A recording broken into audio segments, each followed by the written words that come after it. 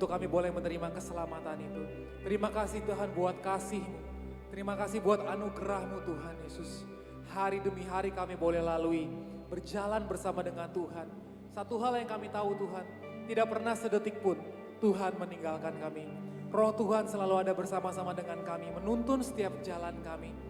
Kami mengucap syukur oleh karena itu Tuhan. Terima kasih Tuhan, Kau Tuhan yang baik buat kami. Pada hari ini Tuhan kami berkumpul di tempat ini. Kami percaya bukan sebuah kebetulan, tapi Tuhan punya rencana yang indah yang Tuhan mau tunjukkan buat kami. Tuhan mau bekerja di dalam kehidupan kami. Dan Tuhan mau mengubahkan kehidupan kami. Biar hari ini Tuhan kami datang di hadapan-Mu beribadah bersama-sama di tempat ini ya Tuhan.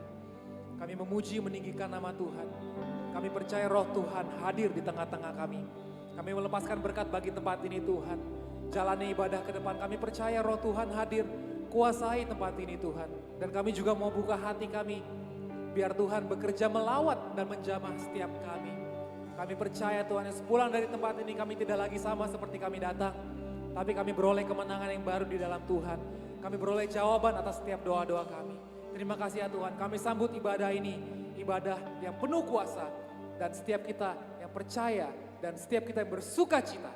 Sama-sama kita katakan amin. Mari kita semua bangkit berdiri, kita memuji nama Tuhan.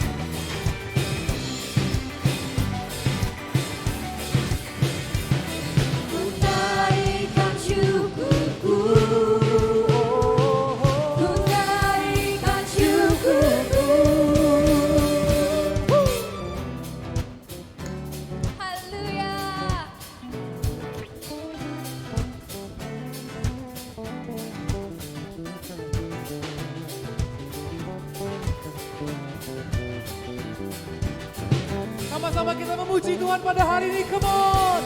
Ku tak akan berhenti memuji, meninggikan nama-Mu selalu, menari, memuliakan-Mu. Dibebaskan, dibangkitkan, hidup yang Kau dan kini hanya untuk-Mu. Takkan berhenti meninggikan nama-Mu.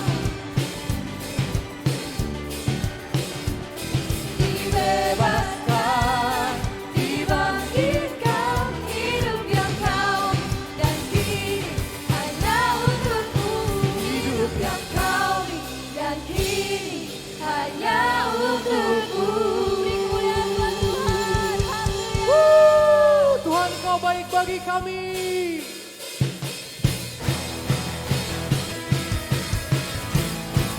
Dan kasih-Mu nyata di dalam kehidupan kami Tuhan. Oleh karena itu kami mengucap syukur. Indahnya pelangi,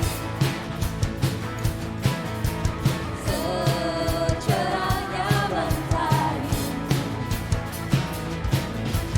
namun Kau yang terindah, Hanya Kau. hanya Kau yang terindah. Oh, oh. Walau badai menghadang dan bumi pun bergoncang, Namun Kau namun Kau kan setia jagaku. Oh, oh. menjagaku Sungguh selamanya. nyata kasih-Mu Tuhan. Sungguh nyata kasih-Mu di sepanjang hidupku. Dengan darah-Mu Kau tebus dosaku. Sungguh nyata Nyata kasih-Mu di sepanjang hidupku. Senang hatiku hanya untuk-Mu.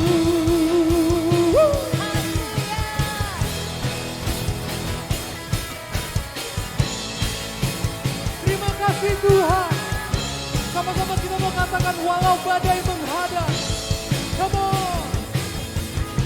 walau badai menghadang Dan bumi dan bumi pun bergoncang, Kau yang setia. Kau kan setia Jagaku. menjagaku selamanya. Sungguh nyata Nyata kasih-Mu di sepanjang hidupku. Dengan darah-Mu Kau tebus dosaku. Wow, oh, nyata oh. kasih-Mu Di sepanjang hidupku, senang hatiku hanya untuk-Mu.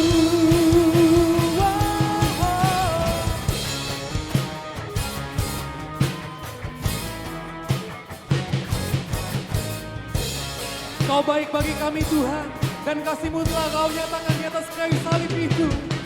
Terima kasih untuk kasih-Mu Tuhan.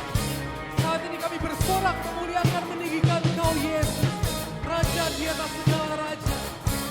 Sama-sama kita mau katakan, sungguh nyata kasih-Mu di sepanjang hidupku.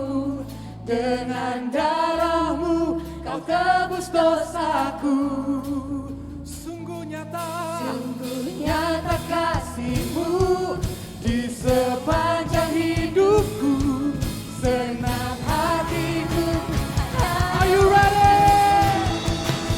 Wow. Sungguh nyata kasih-Mu di sepanjang hidupku. Dengan darah-Mu Kau tebus dosaku. Terima kasih Tuhan. nyata kasih-Mu Di sepanjang hidupku, senang hatiku hanya untuk-Mu. Segenap hatiku hatiku hanya untuk-Mu. Segenap hatiku hanya untuk-Mu.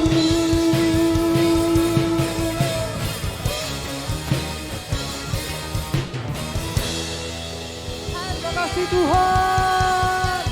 Kau dahsyat, Jesus. Hari ini kami datang di hadapan-Mu Tuhan. Saat ini kami mau jadikan saat ini momen yang indah, di mana kami bertemu muka dengan Tuhan. Dan kami boleh merasakan kasih Tuhan tercurah buat kami. Kami mau katakan terima kasih untuk kasih karunia-Mu Tuhan. Terima kasih untuk anugerah-Mu. We thank you for your grace. We thank you for your mercy.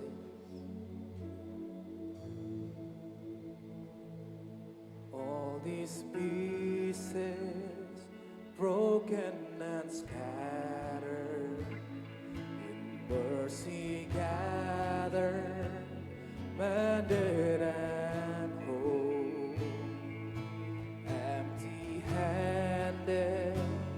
but not forsaken. I've been set free. I've been set free. Oh, amazing grace, how sweet the sound that saved a wretch like me. Oh, I once was lost, but now I am found. Was blind, but now I see. Oh, I can see you now. Oh, I can see the love in your eyes, laying yourself down,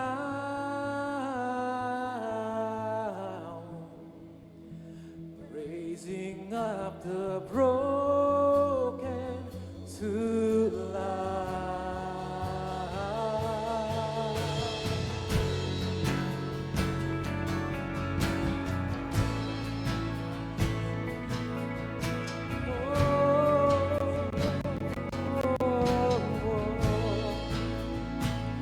You take our failure, you take our weakness, you set your treasure in jars of clay.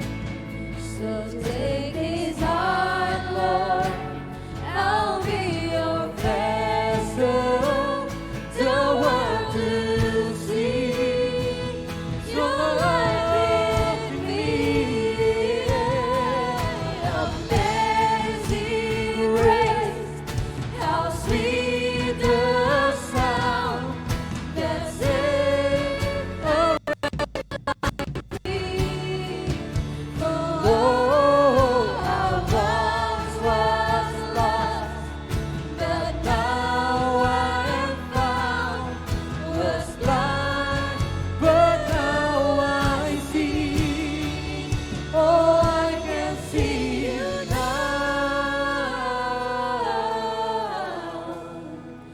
Oh, I can see the love in your eyes, laying yourself down,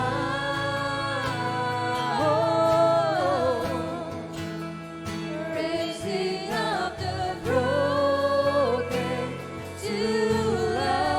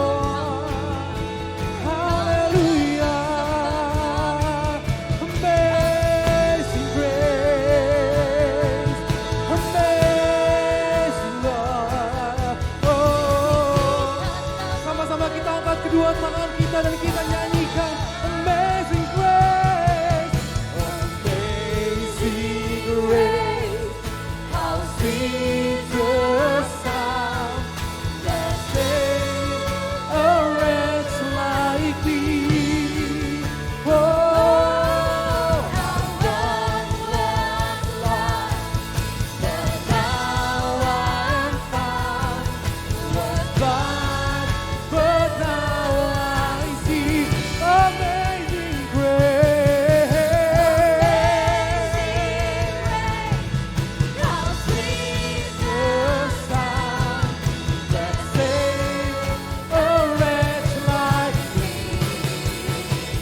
Oh, I once was lost, but now I'm found.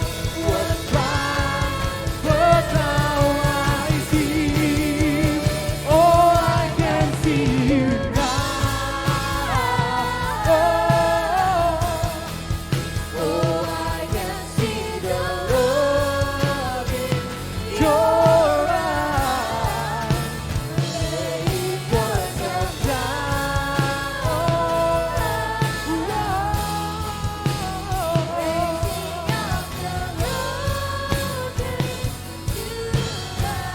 Oh, I can see you now. Oh, I can see the love in your eyes. Lay yourself down. Raising up the broken to life.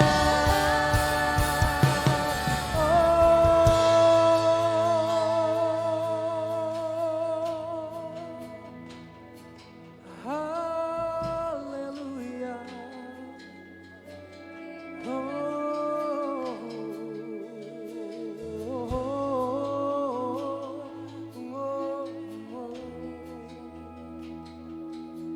We thank you for your amazing grace. Amazing grace, How sweet the sound that saved a wretch like me.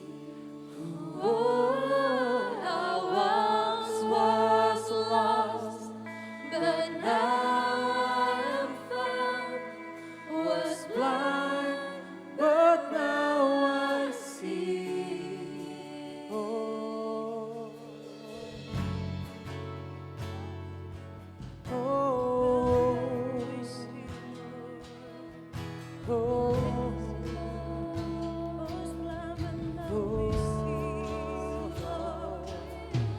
we worship you.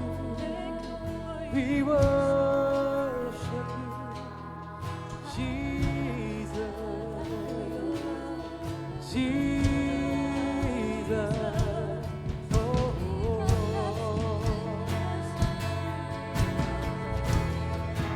kami sembah Engkau Tuhan, Yesus. Oh, oh, haleluya, haleluya.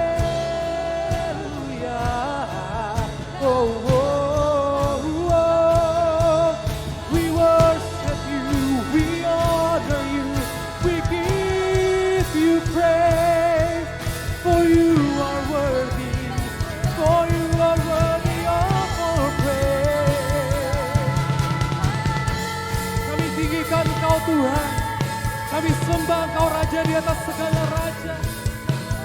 Sebab oleh karena kasih-Mu, oleh karena anugerah-Mu Tuhan, kami dijadikan baru hari ini. Terima kasih Tuhan, terima kasih Yesus. Haleluya, haleluya. Oh, oh, oh, oh, oh. Hosana bagi nama-Mu, Hosana bagi-Mu Tuhan. Haleluya. kami bernyanyi dan bermasmur bagimu selamanya Tuhan. Sebab Engkau Tuhan yang layak dipuji.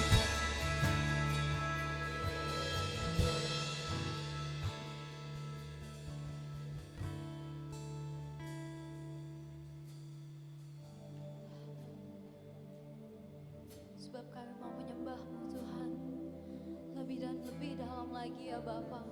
Ini hati kami Tuhan.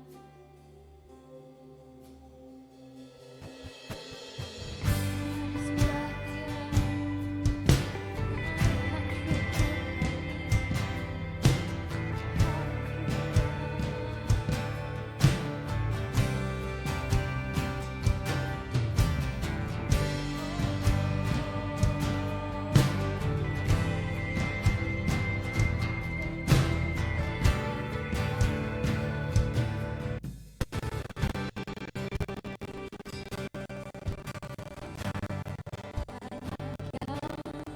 Kau berbuat di dalam hidupku, rancangan indahmu terjadi di hidupku. Bapa yang mengerti segala yang ku perlu, kasih-Mu sempurna nyata dalam hidupku. Mari katakan, ku bersyukur Bapa, ku bersyukur Tuhan, buat kasih setiamu di dalam hidupku. Ku bersyukur, mari nyatakan, ku bersyukur Bapa, kami bersyukur Tuhan, Tuhan, buat kasih setiamu di dalam hidupku. Ku bersyukur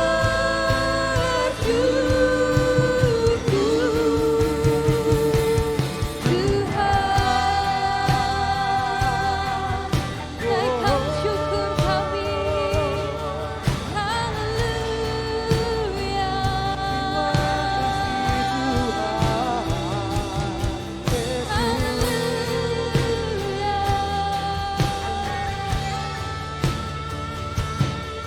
terima kasih Tuhan. Sama-sama katakan, banyak yang Kau perbuat di dalam hidupku, rancangan indahmu terjadi di hidupku.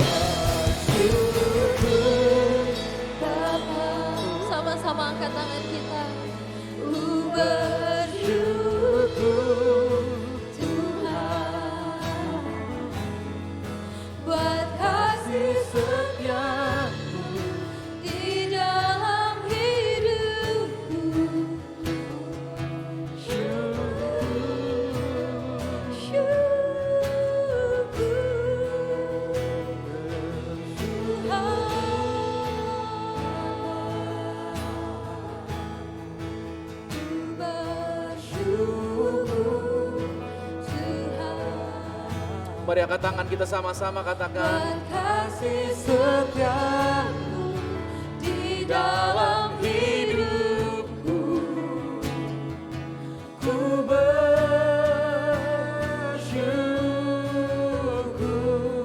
Ku bersyukur. Sekali lagi. Ku bersyukur. Ku bersyukur.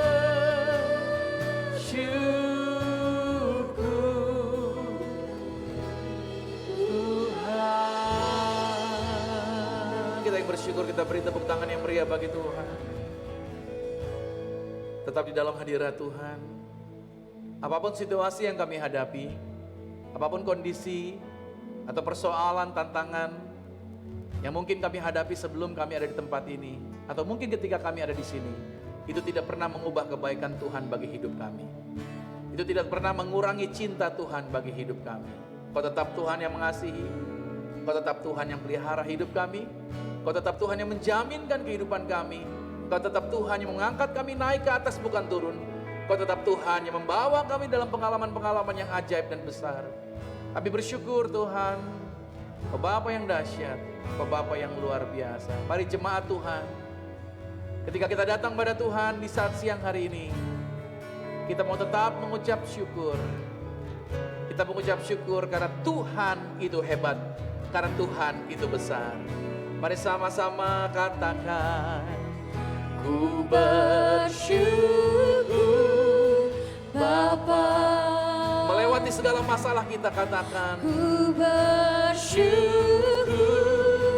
Tuhan, buat kasih-Mu, buat kasih setiamu di dalam hidupku, ku bersyukur.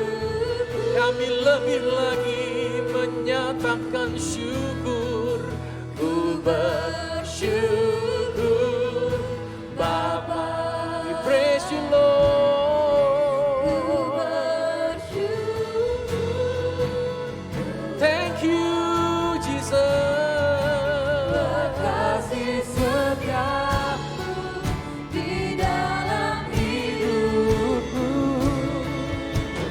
Ku bersyukur, oh, ku bersyukur.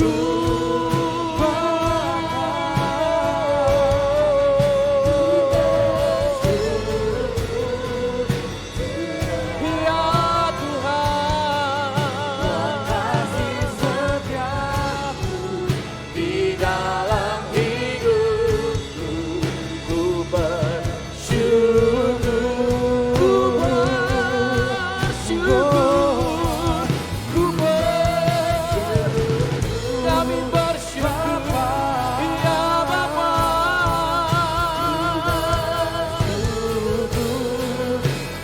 Oh, buat kasih setiamu di dalam hidupku, ku bersyukur, ku bersyukur, ku bersyukur, ku bersyukur. Sekali lagi katakan, ku bersyukur, ku bersyukur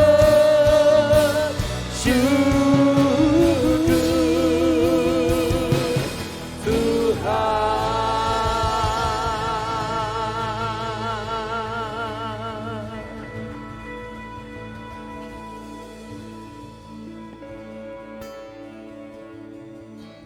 Kami tidak mau dikendalikan oleh situasi. Kami tidak mau dikendalikan oleh keadaan. Kami tidak izinkan suasana mengendalikan pikiran dan perasaan kami. Tapi kami hanya izinkan Roh Tuhan bekerja atas kehidupan kami.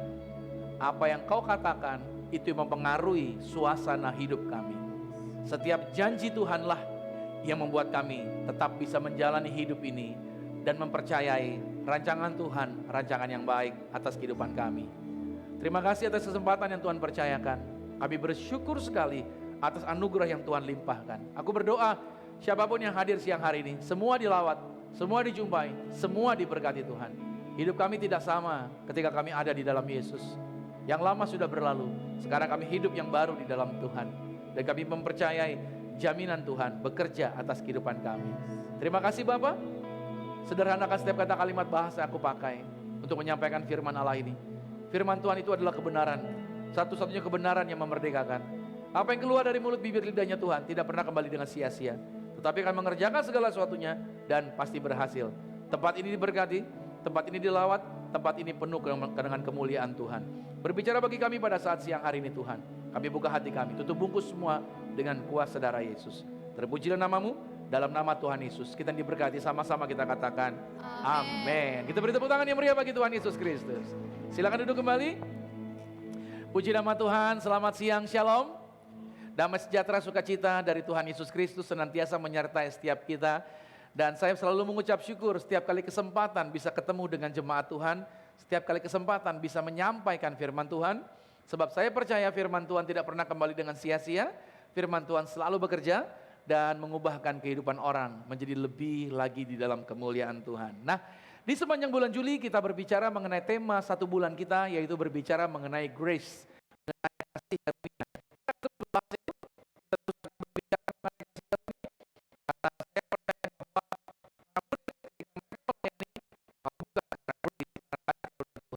Tidaklah mungkin mereka bisa mampu melewati segala tantangan pergumulan yang mereka hadapi. Dan menurut sejarah yang saya baca, bahwa para murid, mereka gak ada yang matinya damai sentosa, yang dikuburkan di kuburan yang layak dan dihadiri dalam pemakaman yang syahdu, gitu saudara ya. Mereka meninggalnya dengan martir dalam pelayanan mereka. Berarti susah sekali mereka di dalam melayani, tapi mereka bisa melewati dan mereka bisa menjalani panggilan Tuhan. Dan itu yang membuat berita kabar baik sampai hari ini dapat kita terima dan kita bisa mengenal Kristus. Saya percaya itu peran serta dari apa yang murid-murid kerjakan dan keberhasilan mereka. Karena roh Tuhan, kasih karunia Allah ada bersama dengan mereka. Nah saudara kasih Tuhan, hari ini kita akan berbahas mengenai identitas yang baru. Saudara boleh tulis, Anda bawa catatan, Anda boleh catatkan ini, identitas yang baru. Nah di dalam bahasan kita hari ini, kita akan bahas dari tema ini dari Roma pada pasal 3, ayat 23 sampai dengan 26. Sepanjang bulan Juli kita akan banyak membaca kitab Roma. Jadi saya suggest, saya arahkan kepada Bapak Ibu, mari bacalah kitab Roma. Satu kitab full dari pasal 1 sampai habis. Kita akan banyak mengerti dengan benar. Pikiran kita akan terbuka dan hati kita akan menyadari betapa Tuhan limpah kebaikannya buat kita. Jadi saya sarankan bacalah kitab Roma sampai habis. Karena semua orang telah berbuat dosa, lihat ayat 23. Dan telah kehilangan kemuliaan Allah. Kata telah berarti sudah, itu sudah terjadi. Dan semua orang, dikatakan artinya semua orang telah berbuat dosa. Jadi gak ada orang yang lolos. Di muka bumi ini gak ada orang yang cukup baik, gak ada orang yang cukup benar, gak ada orang yang cukup layak di hadapan Tuhan. Semua orang tanpa terkecuali. Even jemaat, even kami yang melayani di panggung, semua orang telah berdosa. Ayat 24-nya.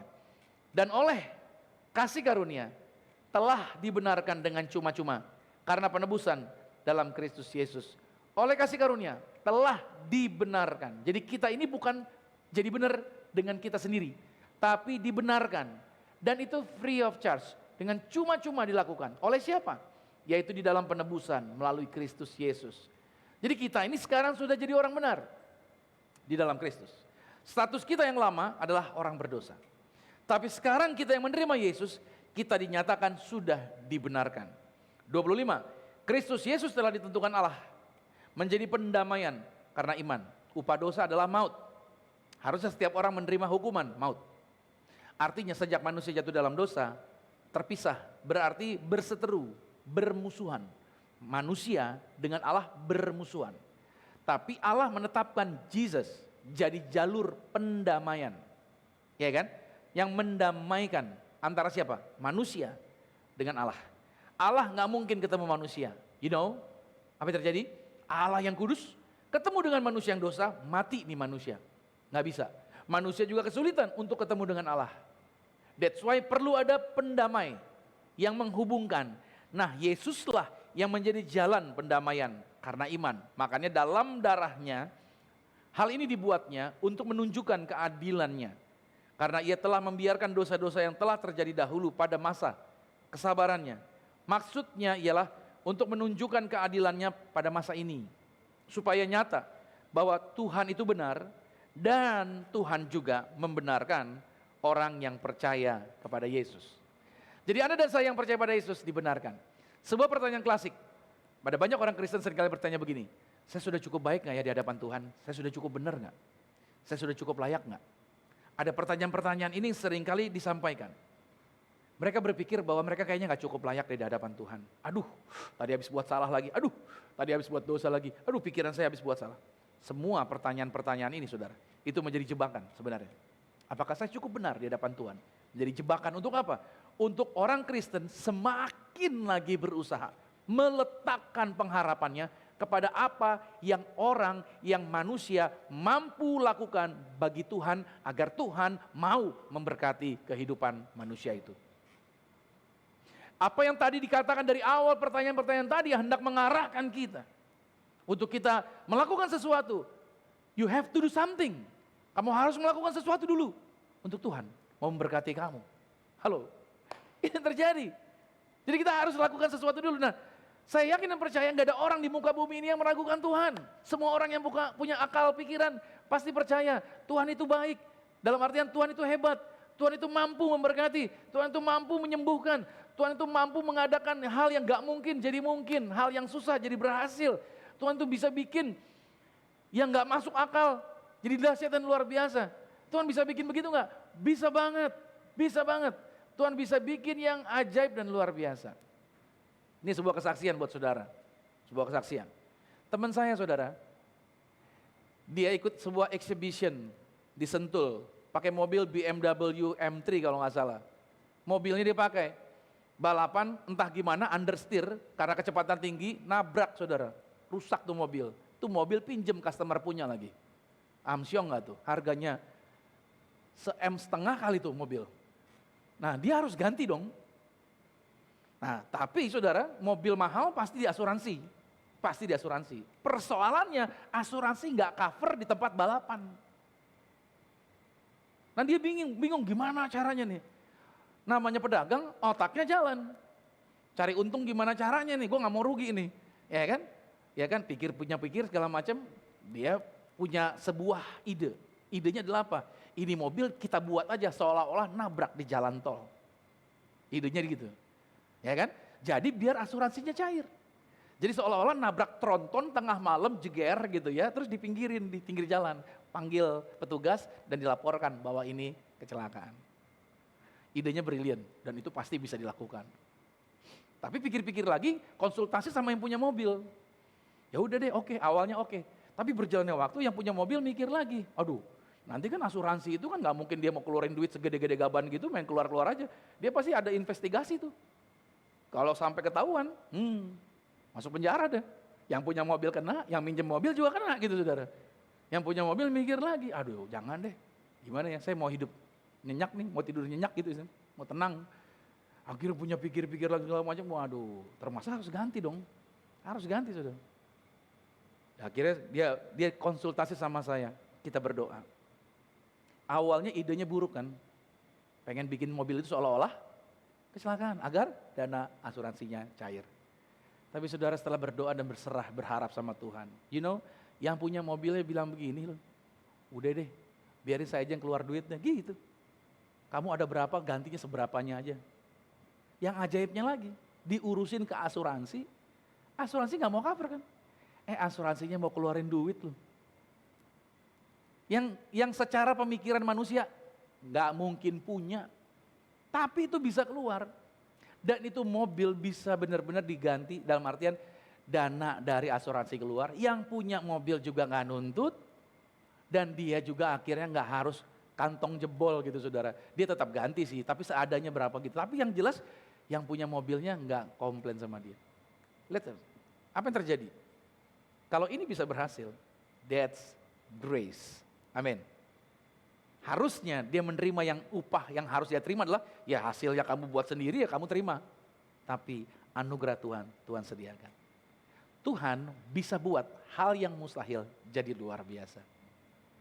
Gak ada orang yang menolak ini. Semua orang percaya akan hal ini.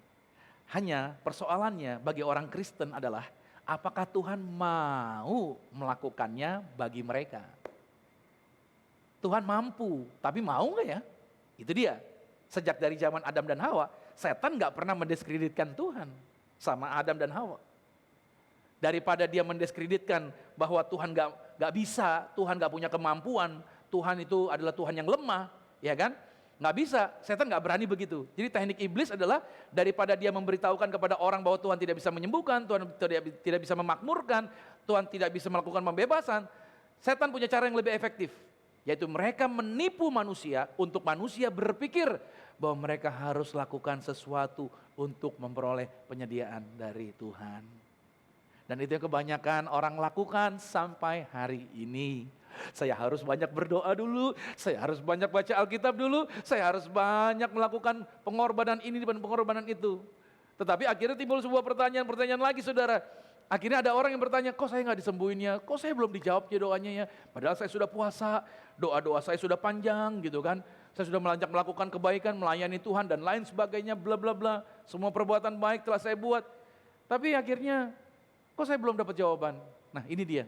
Orang-orang yang berkata seperti itu adalah orang-orang yang sedang mempertontonkan apa-apa saja yang sudah orang itu buat bagi Tuhan.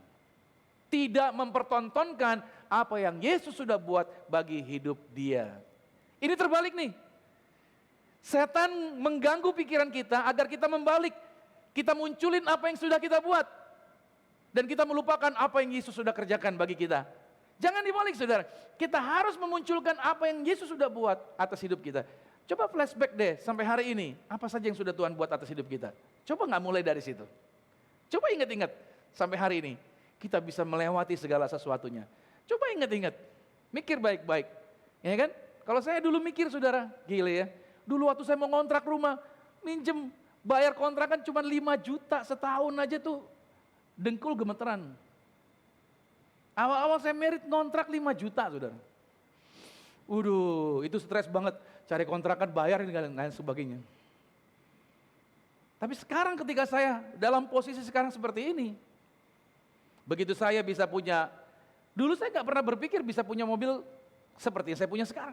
Punya motor aja yang harganya di bawah 12 juta, cicilan aja udah ngap-ngapan. Pikiran saya udah gimana bayarnya gitu. Tapi sekarang bisa sampai ke area ratusan bahkan eman seperti itu.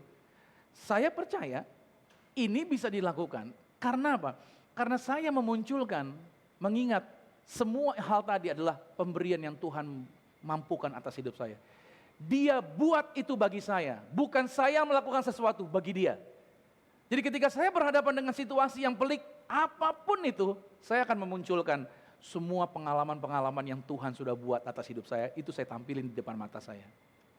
Sehingga saya tidak terganggu dan berusaha, saya harus buat apa lagi ya, saya buat apa lagi ya. Sebuah tulisan ini saya berikan bahwa kebanyakan orang Kristen seringkali percaya bahwa cara Tuhan bergerak di dalam kehidupan mereka sebanding atau bergerak garis lurus dengan perbuatan mereka. Jadi kalau saya banyak baiknya, Tuhan juga banyak berkatnya. Kurang mengasihi Tuhan, kurang juga berkatnya. Ya, teks ini menulisnya begitu. Dan banyak orang Kristen berprinsip seperti itu.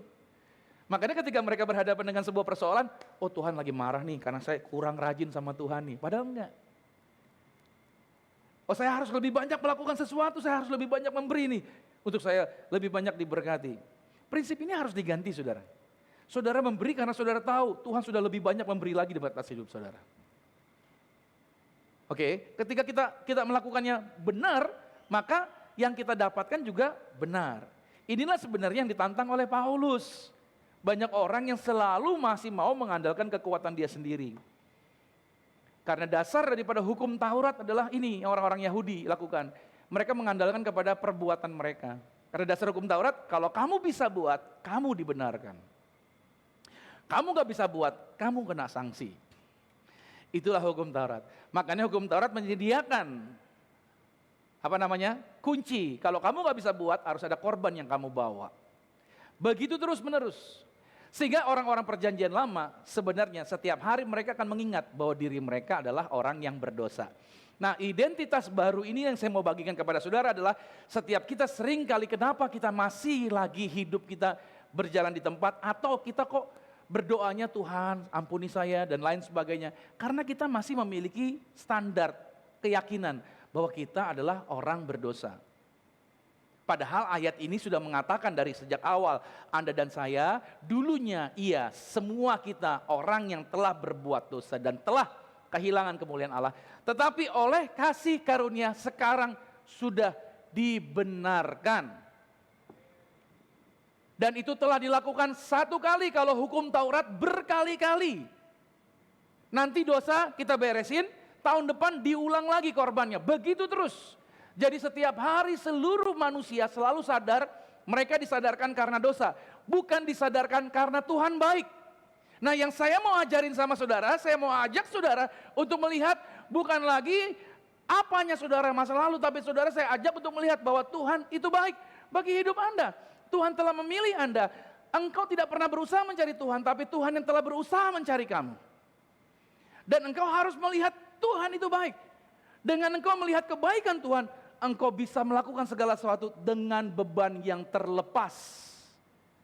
Kalau engkau tidak menyadari Tuhan baik, tapi engkau menyadari bahwa engkau adalah orang yang berdosa, semua yang kau lakukan pasti dengan beban. Aduh Tuhan, saya banyak salah. Aduh Tuhan, aduh terus. Tapi hari ini saudara nggak begitu lagi. Saudara bisa mengangkat tangan sampai bersyukur. Thank you Lord Jesus. Aku yakin dan percaya apa yang Tuhan janjikan itu dahsyat dan itu hebat menyertai mengurapi aku. Amin. Jadi jangan sampai salah. Baca lagi, balikin lagi Roma 3-nya, lihat nih. Karena semua orang telah berbuat dosa, iya.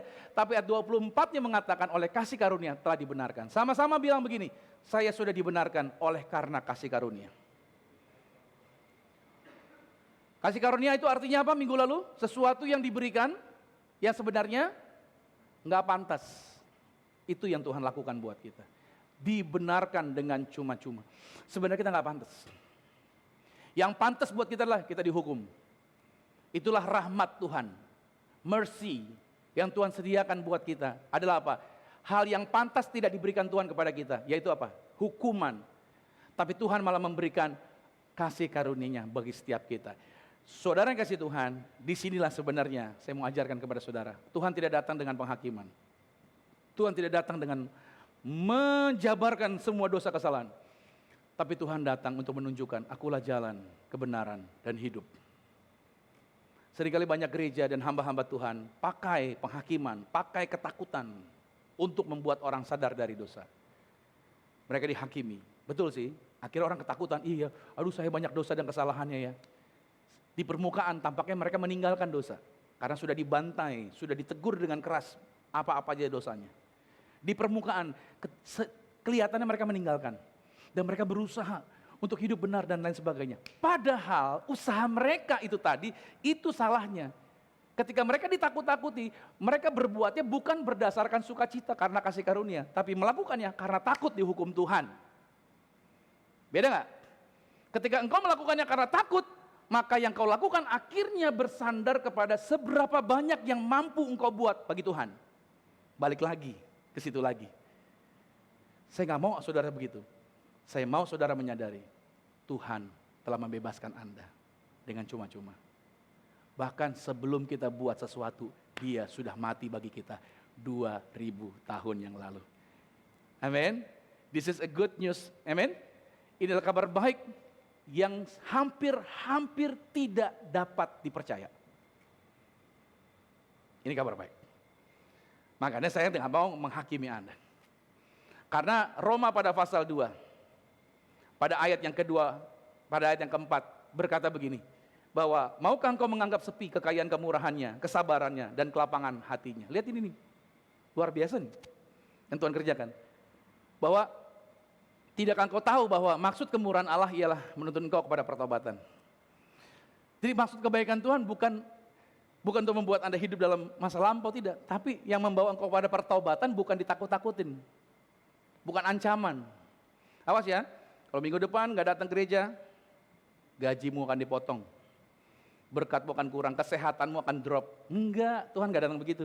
Tapi Tuhan datang dengan kemurahannya, bawa ini kepada saudara, karena itulah yang menuntun Anda kepada pertobatan. Anda mau meninggalkan dosa, meninggalkan kecemaran, meninggalkan perbuatan tidak baik. Kenapa? Karena Tuhan begitu murah hati bagi hidup Anda. Kalau saya selalu ketemu dengan Anda, ngomongin kesalahan Anda terus, kira-kira Anda mau ketemu saya nggak berikutnya? Pikiran Anda apa? Kalau mau ketemu Romi, takut dihakimin lagi nih, gitu. Ya kan?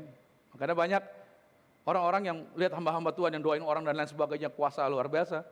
Gue gak berani salaman sama pendeta itu, takut kebaca kesalahan gue, gitu. Pernah gak begitu ya? Gak berani salaman, takut kebaca gue, gini. Padahal saudara, semua manusia, tadi dikatakan apa? Telah berbuat dosa. Gak ada seorang hamba Tuhan yang sangat-sangat kudus yang berbeda dari hamba-hamba Tuhan yang lain. Semua orang sama di hadapan Tuhan. Saudara gak perlu kejar tangan saya, harus dipegang tangan saya dulu, saudara baru dapat berkat dari Tuhan. Saudara bisa berseru, saya anak Tuhan, saya dikasihi Tuhan, saya juga pasti menerima berkat dari Tuhan. Karena dasar ayatnya saudara harus tahu bahwa Tuhan tidak pernah datang untuk menghakimi Anda. Tapi Tuhan datang untuk apa? Untuk membawa kemurahannya, agar Anda bertobat meninggalkan hal yang cemar. Kebaikan kemurahan Tuhan bukan sebagai legalitas untuk kita melakukan perbuatan-perbuatan yang salah. Nanti saya jelaskan alasan kenapa sih saya harus hidup kudus, kenapa sih saya harus hidup suci. Kemurahan Tuhan itu menuntun Anda keluar dari area dosa untuk melakukan yang lebih baik dalam hidup Anda. Saudara, Anda dan saya didesain bukan untuk jahat. Setan yang bikin kita jadi jahat. Gak ada orang tua dari dalam kandungan sudah berdoa dan berharap, anakku, kelak engkau lahir nak, engkau akan jadi pencuri yang paling hebat gitu. Gak ada ya. Kalau engkau lahir nak, engkau akan jadi seorang yang yaitu bawa kabur uang orang. Gak ada gitu saudara. Semua orang tua berharap anak yang baik. Tuhan juga menaruh benih yang baik. Murid-murid dikasih lihat sama Tuhan, dikasih lihat. Ada orang yang menabur benih baik, gandum. Tapi ada si penjahat yang menaburkan lalang. Yang ditabur baik, tapi yang tumbuh ada lalangnya. Itu yang dikerjakan oleh setan. Saudara, dari awalnya benihnya baik. Tapi setan datang dengan berbagai macam tipu daya, pergaulan, informasi, teman-teman yang error. Untuk apa sih? Untuk Anda jadi kelihatannya rusak. Jadi seolah-olah orang tua Anda bilang begini, dasar anak sial gitu. Ya kan? Mimpi apa gue bisa dapat lo gitu. Padahal enggak. Dari awal semuanya baik. Tapi setan hendak merusaknya agar jadi tidak baik. Jadi pada dasarnya semua Anda dan saya adalah baik. Yang bikin kita rusak siapa? Dunia ini. Pergaulan.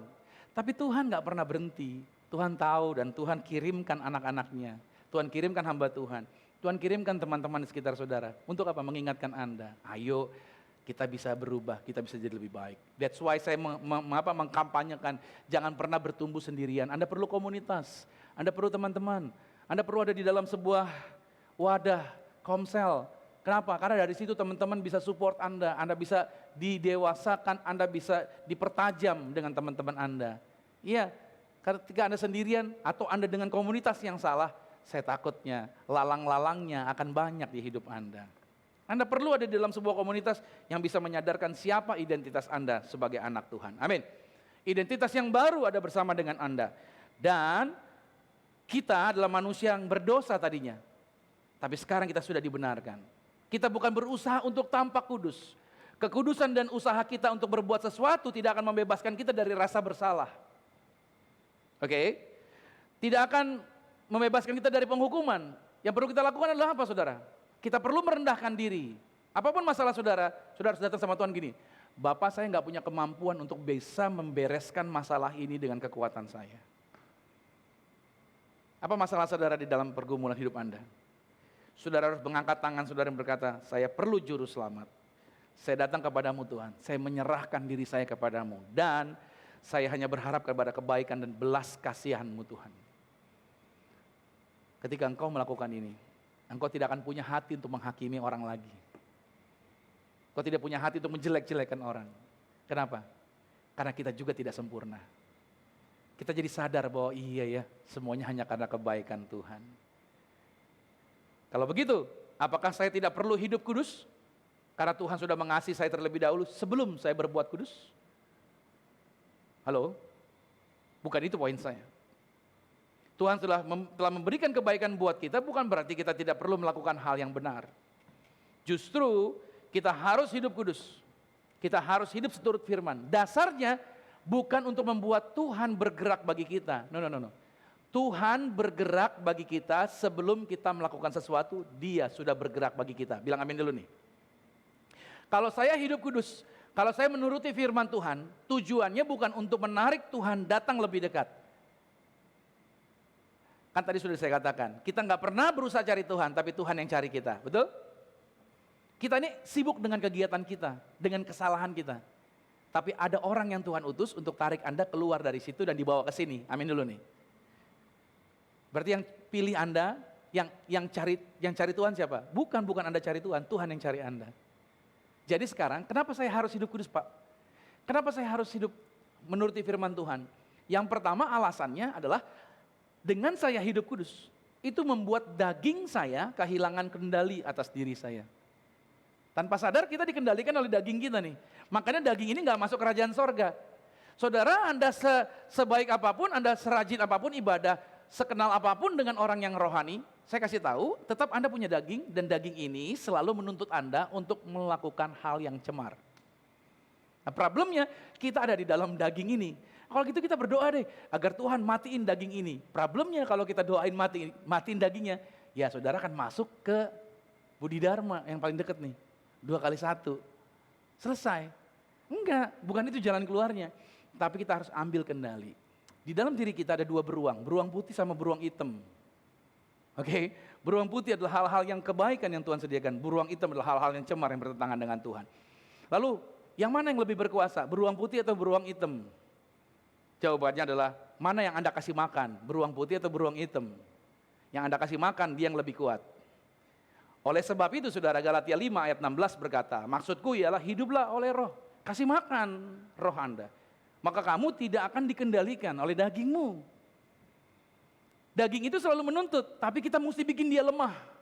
Caranya apa? Jangan pernah lepas dari Tuhan. Nah, seringkali orang Kristen dipikir sudah aman hidupnya. Hati-hati, Daud itu jatuh ketika dia merasa aman. Pada waktu dikejar-kejar Saul, dia berpegangan terus sama Tuhan. Begitu jadi raja, dia rileks. Dan pada akhirnya, ketika setan lewat, setan zaman sekarang enggak serem, giginya panjang, berdarah-darah, enggak. Setan sekarang cakep-cakep saudara. Yang pahanya kelihatan gitu ya, badannya seksi gitu ya. Dari media sosial Anda bisa lihat, gitu kan. Itu setan sekarang begitu modelnya saudara. Dan hati-hati baik-baik. Godaan-godaan ini yang membuat kita pada akhirnya jatuh ketika kita tidak hidup di dalam apa? Roh. Pada waktu kita enggak intensif dengan Tuhan. Kita berpikir saya sudah melayani Tuhan, saya sudah melakukan sesuatu buat Tuhan, saya sudah aman. Tidak. Kita enggak pernah aman. Indonesia adalah negara yang membuat orang yang ada di dalamnya waspada. Kita waspada terus. Ya kan? Jepang negara yang aman, tetapi apa yang terjadi saudara? Perdana Menterinya bisa metong. Gak ada yang duga, teroris kok bisa nembak ya? Betul gak? Jepang aman loh. Dengar-dengar saya belum pernah ke Jepang. Tas ketinggalan di toilet aja gak hilang. Jepang aman. Ya, di Indonesia, pengangkatan. Tas saudara ketinggalan di toilet mah. Tapi tempat yang tidak diduga seperti itu ternyata bisa ada pembunuhan. Itu saya katakan. Sering kali kita merasa ketika kita nyaman itu justru fatal. Ayat 17, sebab keinginan daging berlawanan dengan keinginan roh. Dan keinginan roh berlawan dengan keinginan daging. Karena keduanya bertentangan. Sehingga kamu setiap kali tidak melakukan apa yang kamu kehendaki. Itulah sebabnya, kenapa kita harus hidup kudus? Agar daging tidak mengendalikan kehidupan kita. Bilang amin. Jadi kita melatih diri kita. Bukan agar Tuhan memberkati, Tuhan pasti sudah memberkati. Amin. Tapi agar kita tidak dikendalikan oleh daging. Yang kedua, hidup kudus itu membuat kita tidak dapat diikat oleh setan. Setan gak bisa ngikat kita kalau kita hidup di dalam kekudusan. Nah, ini menarik saudara. Kalau kita hidup dalam kekudusan, setan gak bisa ngikat kita. Mazmur 19 ayat yang ke-8, Taurat Tuhan itu sempurna, menyegarkan jiwa. Orang hidup kudus itu berarti hidup taat akan firman Tuhan. Makanya saya ambil ayat ini, Taurat Tuhan itu sempurna, jiwanya segar. Jadi artinya setan gak bisa ngikat kita dengan cara apapun ketika kita hidup di dalam kebenaran firman, menjalankan hidup dalam kekudusan. Yang ketiga, hidup kudus membuat keputusan kita menjadi bijaksana. Banyak orang gagal bukan karena bodoh. Banyak orang gagal bukan karena sekolahnya nggak tinggi. Banyak orang gagal karena dia yang salah ngambil keputusan. Nah, ketika orang belajar hidup dalam kekudusan, maka keputusannya menjadi bijak. Cara dia menganalisa jadi baik. Cara berpikir jadi benar. Mazmur 19 ayat yang ke-8, peraturan Tuhan itu teguh, memberikan hikmat kepada orang yang tidak berpengalaman. Anda boleh nggak punya pengalaman, perusahaan terima carinya pasti yang berpengalaman. Orang boleh bilang kita nggak berpengalaman, tapi orang yang hidup dalam kekudusan, dia punya hikmat dalam mengambil keputusan dengan benar. Amin. Yang keempat, hidup kudus itu membuat hati kita selalu bergembira di tengah segala situasi yang sulit, di tengah segala situasi yang pelik, di tengah segala tekanan. Orang yang hidup dalam kekudusan, hatinya selalu gembira. Mazmur 19 ayat 9 berkata, titah Tuhan itu tepat, menyukakan hati. Nah, itu dia. Jadi kita selalu bersuka, ya kan? Kita nggak dipengaruhi oleh situasi. Mau situasinya kayak gimana kek, tenang. Dan yang kelima, hidup kudus membuat cara berpikir kita jadi maju dan menjadi produktif. Kita bisa menjadi orang yang inovasi. Kita bisa mengembangkan sesuatu. Ide-idenya brilian. Kenapa? Karena orang yang selalu konsep kepada firman Tuhan, dia bisa mengembangkan orang-orang yang di sekitarnya. Amin. Yang kita bangun di dalam gereja Zion ini adalah bukan bangun gerejanya, tapi bangun orangnya. Gerejanya otomatis berkembang kalau orang-orangnya berkembang. Amin. Itu sebabnya saya ajak teman-teman, yuk kamu jangan pinter sendirian. Kalau kamu pinter sendirian berarti kamu orang paling gagal di dunia ini. Kalau kamu pinter, kamu harus bikin orang lain juga jadi pinter seperti kamu. Target kami begitu, ngembangin orang-orang yang bersama dengan kita. Yang WL sendirian dia bagus, dia harus pimpin orang lain lagi untuk jadi WL juga sama seperti dia. Saya khotbah, saya harus mendesain orang-orang yang bersama dengan saya juga bisa khotbah seperti saya. Begitu yang kita bangun, saudara. Dengan memiliki konsep seperti ini, maka kita akan menjadi orang-orang yang terus berpikir maju. Nah, caranya adalah apa? Dengan hidup di dalam kekudusan. Oke. Nah, dari hal-hal ini dapat diperlihatkan bahwa hidup seturut firman, hidup kudus bukanlah membuat Tuhan bergerak lagi atas kita, melainkan membuat kita selalu dapat mengingat segala sesuatu yang Yesus sudah kerjakan bagi kita. Nah, jangan lagi pernah berdoa, Tuhan saya sudah buat ini, Tuhan saya sudah melakukan ini. Berhenti berdoa seperti itu. Saudara harus sekarang belajar untuk mengingat apa yang Yesus sudah buat bagi hidup Anda. Kalau dapat vonis dokter, saudara boleh bilang begini, Tuhan, dokter memvonis saya penyakitnya ini, tapi aku percaya. Firman-Mu menjaminkan engkau sudah menyelesaikan di atas kayu salib oleh bilur-bilur-Mu, segala penyakitku sudah disembuhkan. Amin. Saya percaya kuasa Tuhan bekerja atas kehidupan kita.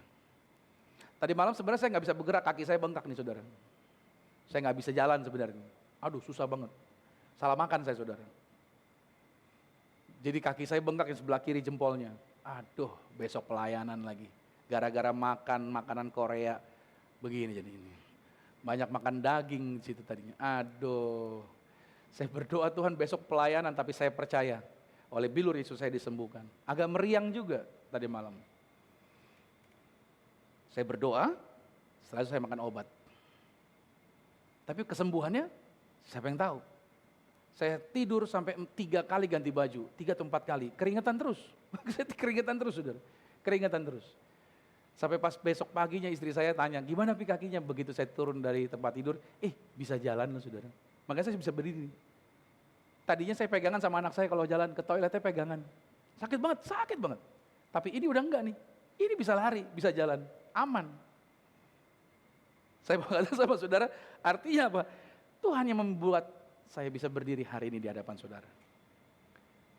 Yang saya ingat adalah apa yang Tuhan sudah buat. Makanya saya bisa mengalami mujizat. Bukan karena saya bilang, Tuhan, saya gembala sidang loh Tuhan. Jangan sampai saya dipermalukan Tuhan. Oh Tuhan, pelayanan saya banyak Tuhan. Oh gitu, menuntut Tuhan gitu. Enggak, saya nggak mau ngomongin gitu. Yang saya omongin adalah apa-apa yang Tuhan sudah buat bagi hidup saya. Dan itu yang membuat berkat Tuhan, penyediaan Tuhan terjadi bagi hidup saya.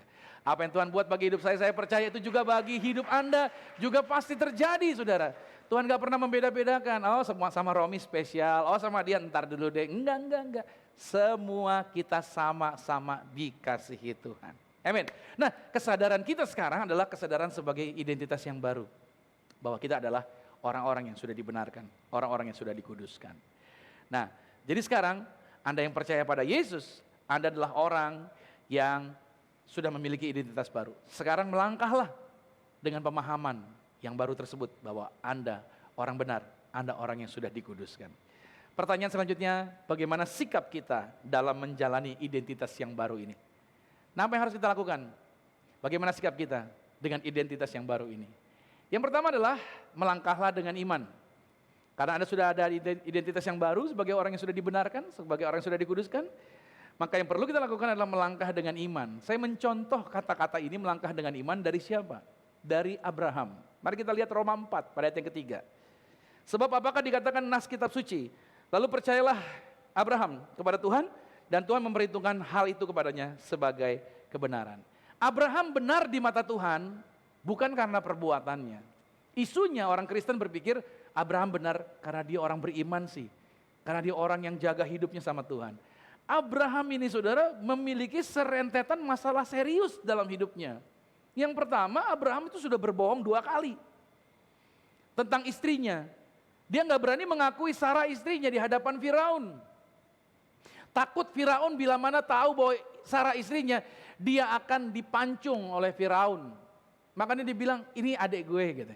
Oh kalau gitu kata Firaun, boleh dong saya jadiin cem-ceman, jadi apa namanya? Selir gitu. Oh silakan gitu. Abraham dapat harta banyak dari Firaun saudara. Gile ya. Di sini ada nggak sih suami yang begitu sama istrinya? Nggak ada kan?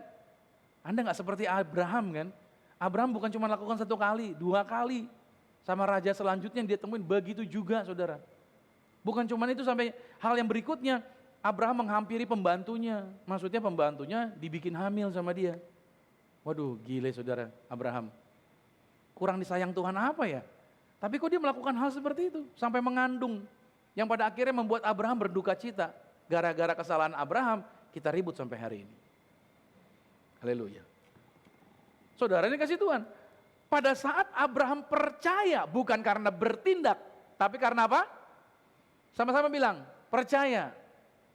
Pada waktu Abraham percaya, ayatnya mengatakan Abraham dibenarkan. Hari ini saya katakan sama saudara, engkau sekarang punya identitas yang baru, maka pegang itu dan melangkahlah dengan iman. Percayalah bahwa Anda sudah dibenarkan. Apapun masa lalu Anda, apapun perbuatan yang pernah kita buat, so forget it. Yang Anda lihat sekarang statusnya, Anda benar di mata Tuhan. Sehingga Anda bisa meyakini penyediaan Allah berlimpah terjadi bagi hidup Anda. Yang kedua, langkah kita dengan identitas yang baru adalah kita memberikan hati kita bagi Tuhan. Dengan memberikan hati, beri hati, bukan berikan perbuatan. Saya ambil dari kisahnya Daud pada waktu jatuh dalam dosa dengan Batsyeba. Mazmur 51, Daud mengakui, ayat yang ke-18. Sebab engkau tidak berkenan kepada korban sembelihan. Sekiranya ku persembahkan korban bakaran, engkau tidak menyukainya. Korban sembelihan kepada Allah ialah jiwa yang hancur. Hati yang patah dan remuk tidak akan kau pandang hina ya Allah. Saudara, Daud ini orang perjanjian lama. Dasar di perjanjian lama begini hukum Taurat. Kalau kamu berbuat dosa cemar seorang pria, yaitu menghamili wanita yang bukan istrinya, maka undang-undangnya secara hukum Taurat mereka harus bawa binatang, harus dikorbankan untuk menebus kesalahan. Tapi dari teks ini tidak ada indikasi bahwa Daud melakukan korban ritual dengan membawa binatang. Lihat ayat 18-nya.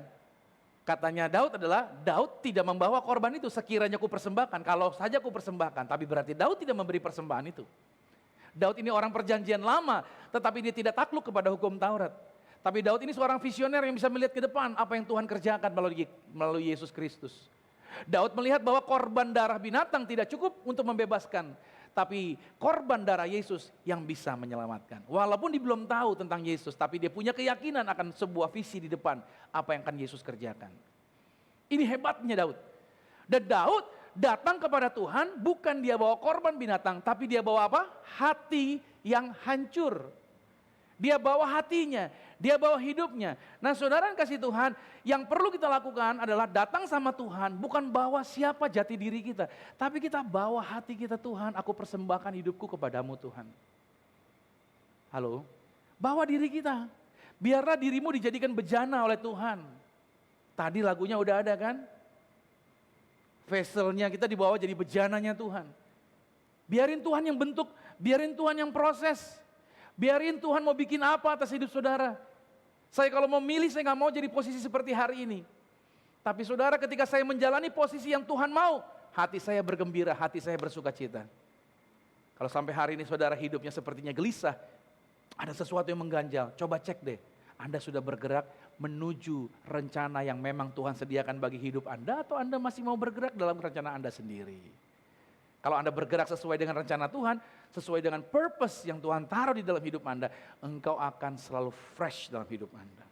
Jadi saudara yang kasih Tuhan, dari teks ini, kalau kita bawa hati kita, berarti yang membenarkan kita di hadapan Tuhan, ingat baik, bukan sakramen yang membuat kita menjadi benar di hadapan Tuhan.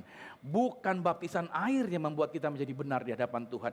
Bukan perjamuan kudus yang membuat kita menjadi benar di hadapan Tuhan. Bukan minyak urapan yang membuat kita jadi benar di hadapan Tuhan. Bukan kekudusan kita yang menjadikan kita benar di hadapan Tuhan.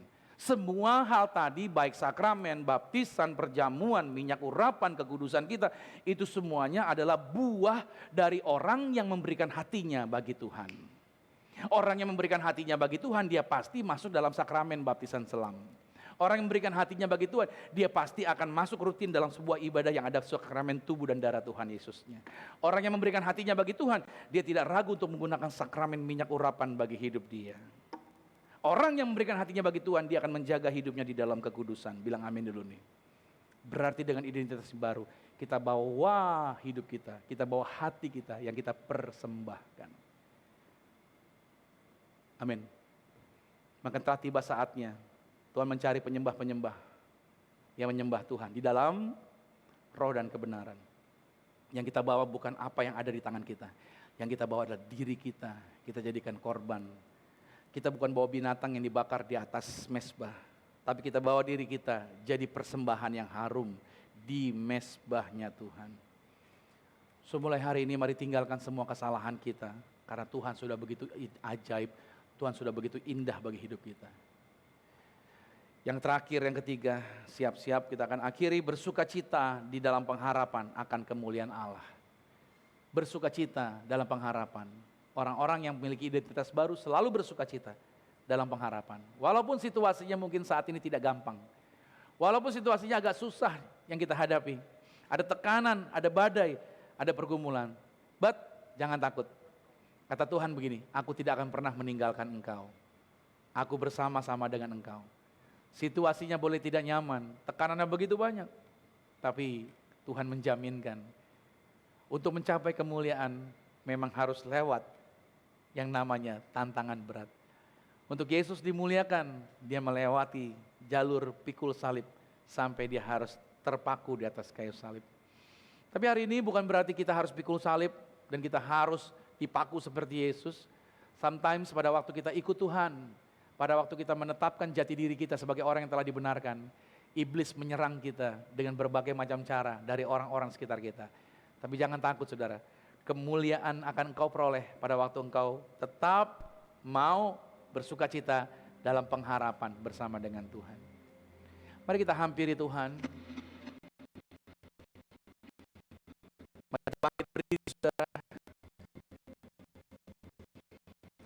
Kalau karena kekuatan kita bisa nuntut. Kita bisa bersaing dengan orang-orang di sekitar kita. Kita bisa bersaksi sama orang bahwa kalau saya sampai hari ini bisa seperti ini, itu karena saya buat A, karena saya buat B, karena saya buat C. Tapi sesungguhnya nggak ada hal yang dapat kita banggakan dari apa yang kita buat. Sesungguhnya kebanggaan kita karena Tuhan itu baik bagi kita. Karena Dia yang setia, Dia yang memilih, dan Dia yang menjaminkan Anda dan saya. Hari siang hari ini datang pada Tuhan, dan kita mau katakan bahwa Engkau pengharapan kami sampai selama-lamanya. Bukan dengan kekuatanku ku dapat jalani hidupku tanpa Tuhan yang di sampingku. Ku tak mampu sendiri.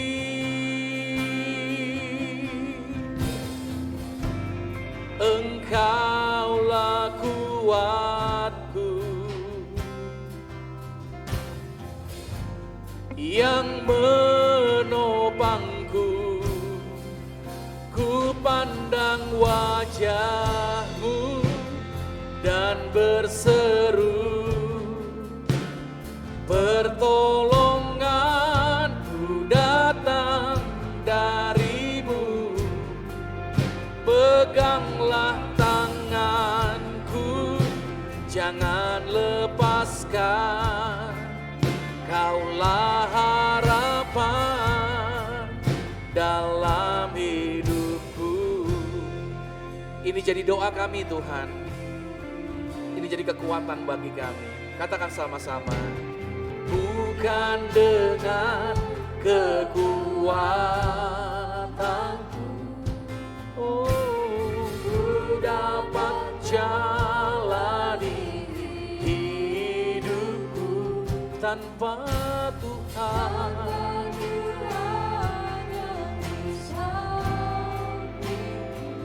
Ku tak mampu sendiri.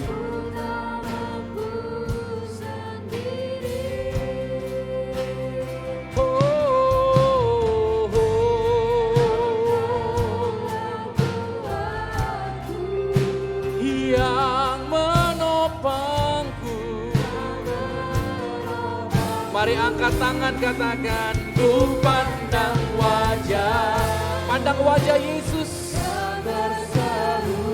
Pertolongan kami datang dari-Mu Bapa,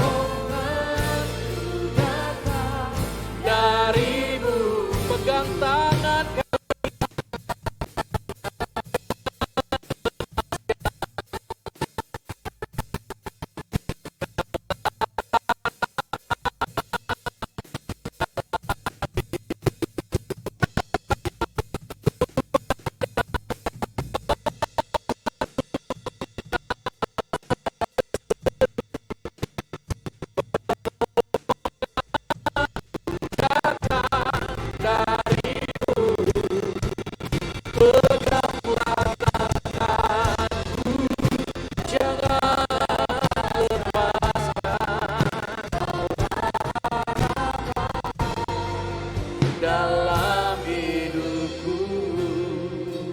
Pejamkan mata, jemaat Tuhan saja nyatakan, ku pandang wajah-Mu. Yes. Terus katakan, pertolonganku.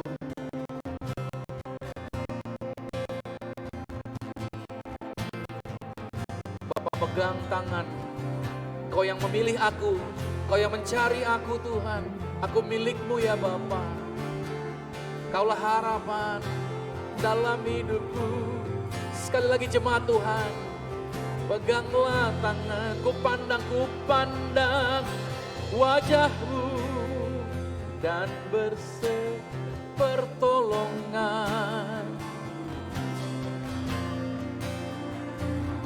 dari-Mu. Peganglah, jangan lepaskan.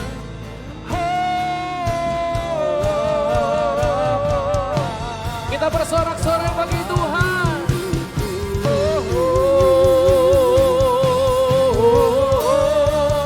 Ku pandang wajah-Mu dan berseru, pertolonganku datang dari-Mu. Peganglah tanganku, jangan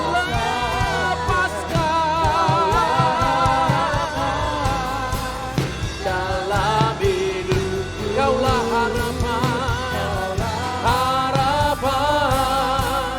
dalam hidupku. Kaulah harapan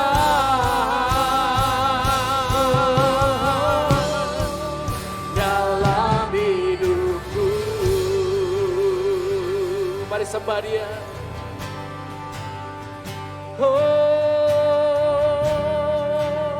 Jangan ragu, hampiri Tuhan. Dia pengharapan kita, Dia kekuatan setiap kita. Terima kasih Jesus.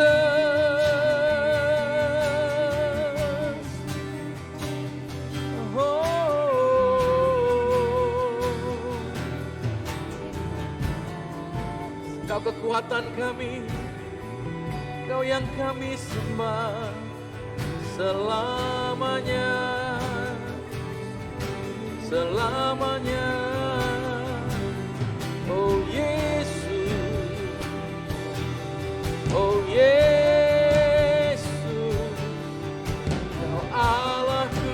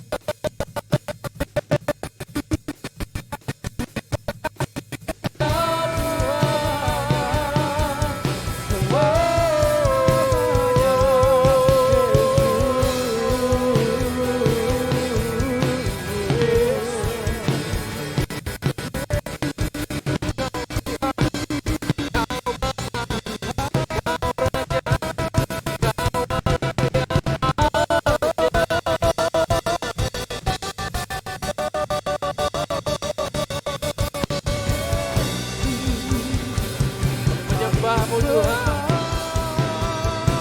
kami naikkan syukur kami lagi. Terima kasih Tuhan.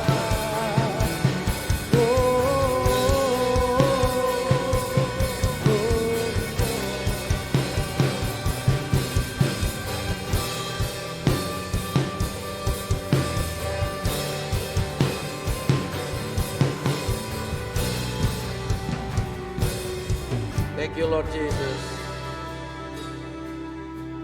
Kami percaya Tuhan, Tuhan yang kami sembah, Tuhan yang bertahta di atas pujian penyembahan umatnya. Dan kami percaya bahwa di saat siang hari ini, Tuhan yang ajaib memulihkan keberadaan kami, melawat kami, menjaminkan kami hidup di bumi sama seperti di surga.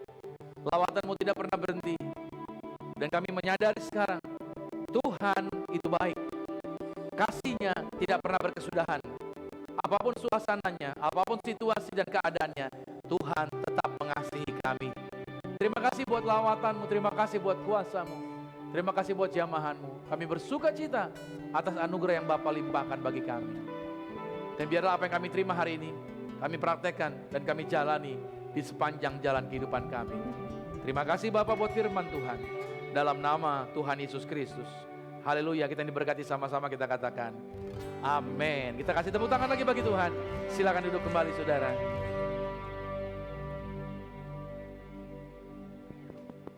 Baik, puji nama Tuhan Yesus Kristus.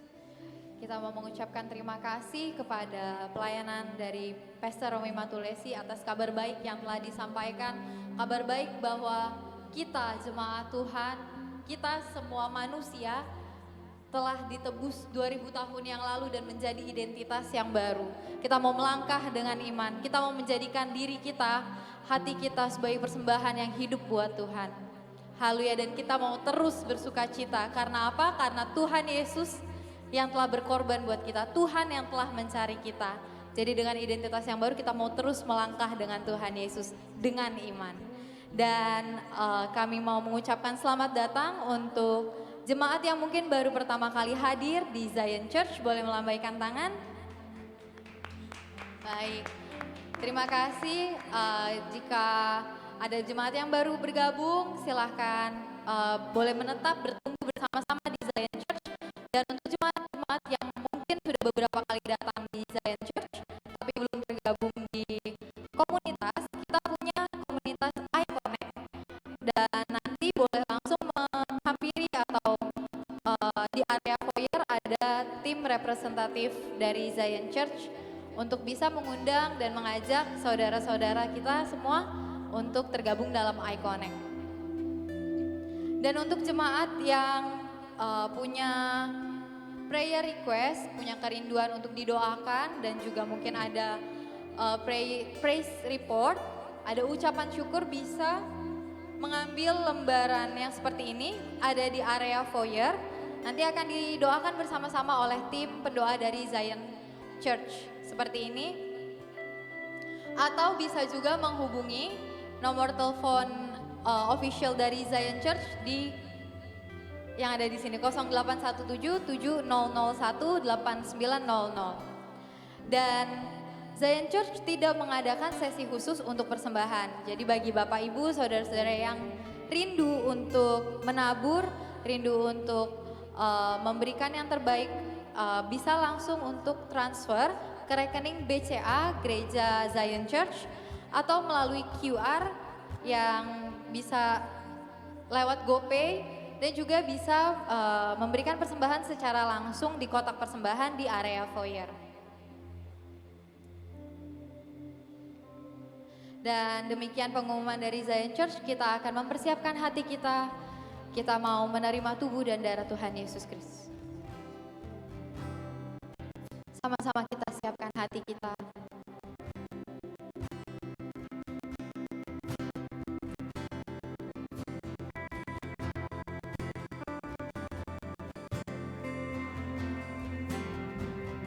Telah kulihat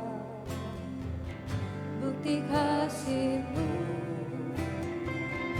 Kau menderita gantikanku. Dengan darah-Mu Kau selamatkanku. Kini ku hidup menyerahkanmu. katakan terlalu besar. Terlalu besar kasih-Mu Bapa, Pengorbanan yang Kau berikan bagiku terlalu mahal. Darah-Mu Yesus tercurah untuk menebus. Sama-sama kita bangkit berdiri. Mari kita sambut tubuh dan darah Yesus. Terlalu besar kasih-Mu Bapa, pengorbanan yang Kau berikan bagiku. Terlalu mahal.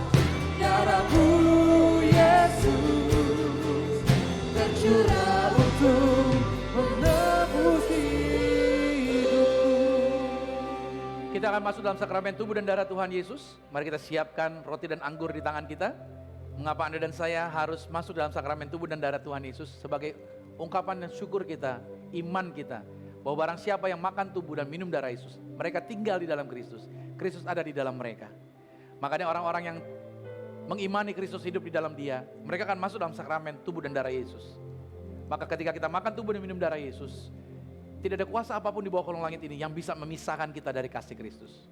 Apa yang kita rindukan di dalam Tuhan, Alkitab sudah jaminkan, kita dikasihi Tuhan. Dan Tuhan menyediakan penyediaannya bagi setiap kita. Mari kita angkat rotinya. Dengan iman sama-sama katakan dalam nama Tuhan Yesus.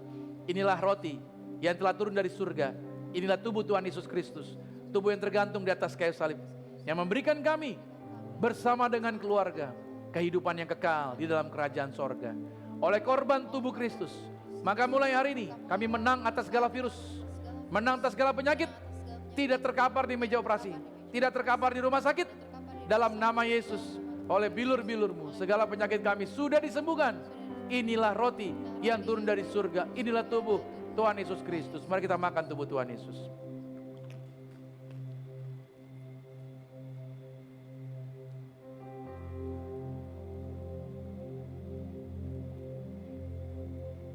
Mari kita angkat anggur ini. Kita ucapkan iman kita bersama. Dalam nama Tuhan Yesus, inilah darah Yesus Kristus. Darah yang tercurah, tertumpah di atas kayu salib. Sebagai perjanjian yang baru dan yang kekal. Oleh darah Yesus, bersama keluarga kami termeterai menjadi warga sorga. Silakan mulai hari ini, pasukan malaikat jagai kami, pagari kami. Kami tolak roh maut, kami tolak mara bahaya. Maka oleh darah Yesus, kami dijaminkan menginjak ular dan kalajengking, menghancurkan setan-setan. Apa saja yang kami sentuh, apa saja yang kami pegang, usahakan dan kerjakan, diberkati, dibuat Tuhan berhasil. Dalam nama Yesus, inilah darah Yesus Kristus. Mari kita minum.